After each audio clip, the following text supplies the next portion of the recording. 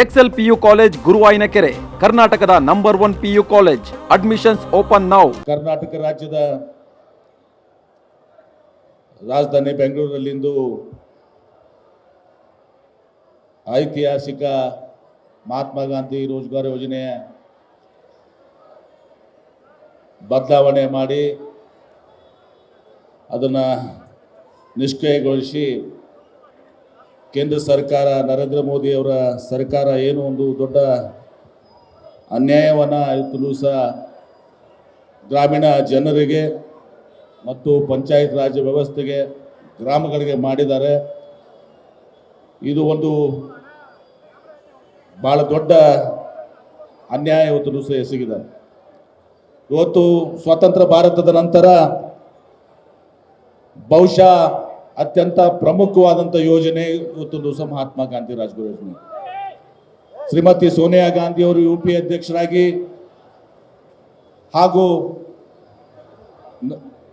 ಮನಮೋಹನ್ ಸಿಂಗ್ ಅವರು ಪ್ರಧಾನಮಂತ್ರಿಯಾಗಿ ಈ ಮಹಾತ್ಮ ಗಾಂಧಿ ರೋಜ್ಗಾರ್ ಯೋಜನೆಯನ್ನು ಸ್ಥಳೀಯವಾಗಿ ಒಂದು ಸಹ ಜನರಿಗೆ ಉದ್ಯೋಗ ಸಿಗಬೇಕು, ಬೇರೆ ಕಡೆ ಗುಳೆ ಹೋಗಬಾರ್ದು, ಸ್ಥಳೀಯವಾಗಿ 100 ದಿನಗಳ ಕಾಲ ಅವರಿಗೆ ಕನಿಷ್ಠ ವೇತನದ ಮೂಲಕ ಇವತ್ತು ಸಹ ಉದ್ಯೋಗ ಸಿಗಬೇಕು ಅನ್ನೋ ದೃಷ್ಟಿಯಿಂದ ಮಾಡಿರುವಂಥದ್ದು.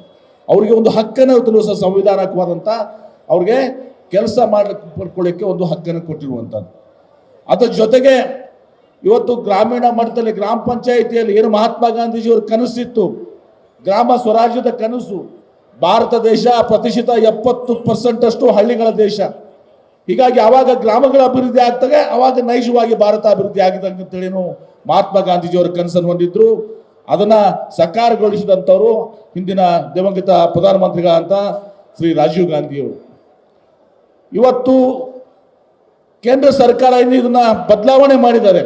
ಏನು ಜಿ ಅಂತ ಯೋಜನೆ ತಂದಿದ್ದಾರೆ. ಒಂದನೇದಾಗಿ ಇವತ್ತು ಸಹ ಇದು ಇಡೀ ಭಾರತ ದೇಶದ ಎಲ್ಲ ಪಂಚಾಯಿತಿಗಳಿಗೆ ಇವತ್ತು ಸಹ ಅವರು ಇದನ್ನು ಕೊಡ್ತಾ ಇಲ್ಲ, ಅವರು ಆಯ್ಕೆ ಮಾಡ್ಕೋತಾ ಇದ್ದಾರೆ. ಅವರು ಆಯ್ಕೆ ಮಾಡುವಂಥದ್ದು ಗ್ರಾಮ ಪಂಚಾಯಿತಿಗಳಿಗೆ ಮಾತ್ರ ಈ ಜಿ ಯೋಜನೆ.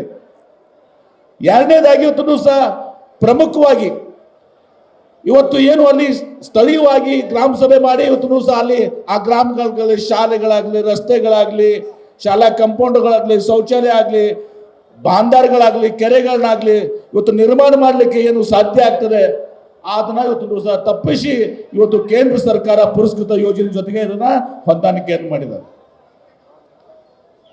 ಎರಡು ದೊಡ್ಡ ಅನ್ಯಾಯಗಳು, ಸ್ಥಳೀಯವಾಗಿ ಉದ್ಯೋಗ ಸಿಗುವಂಥದನ್ನ ಕಿತ್ಕೊಂಡಿದ್ದಾರೆ.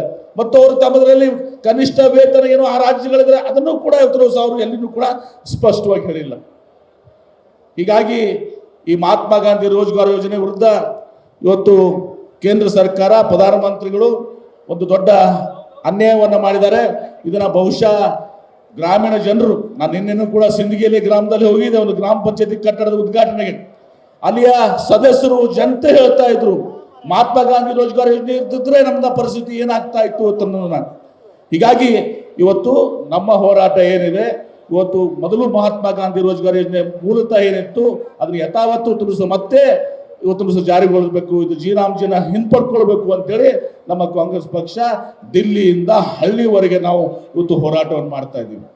ಮೊದಲಿನಲ್ಲಿ ಕಾಂಟ್ರಾಕ್ಟರ್ಗಳ ಒಂದು ಪಾತ್ರ ಇರಲಿಲ್ಲ, ಈಗ ಕಾಂಟ್ರಾಕ್ಟರ್ಗಳನ್ನು ಸೇರಿಸಿದ್ದಾರೆ.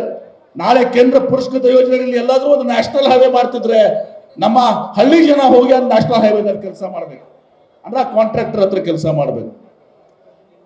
ಮೊದಲು ಇವತ್ತು ಸಹ ಕೂಲಿ ಕಾಂಪೋನೆಂಟ್ ನಲ್ಲಿ ಇವತ್ತು 100ಕ್ಕೆ 100% ಕೇಂದ್ರ ಸರ್ಕಾರ ಕೊಡಬೇಕಾಗಿತ್ತು, ಈಗ ಅಲ್ಲಿ 40% ಕೊಡಬೇಕು. ಮಟೀರಿಯಲ್ ಕಾಂಪೋನೆಂಟ್ ಕೂಡ ನಾವು 40% ಕೊಡಬೇಕು.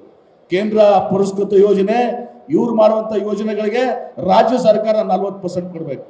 ಆಯ್ತು, ಕೊಡೋಣ, ಆದ್ರೆ ಅದರಿಂದ ಲಾಭ ಏನು? ಸ್ಥಳೀಯವಾಗಿ ಉದ್ಯೋಗ ಸಿಗ್ತದ? ಇಲ್ಲ. ಎಲ್ಲ ಗ್ರಾಮ ಪಂಚಾಯತಿಗಳನ್ನ ಇವತ್ತು ಸಹ ಒಳಗೊಂಡಿದೆಯಾ? ಅದನ್ನು ಕೂಡ ಇಲ್ಲ, ಆಯ್ಕೆ ಮಾಡ್ಕೋತಾರೆ. ಮೂರನೇದಾಗಿ ಇವತ್ತು ಸಹ ಅಲ್ಲಿ ಗ್ರಾಮಕ್ಕೆ ಬೇಕಾಗಿರುವಂತ ಕೆಲಸ ಆಗ್ತಾವ?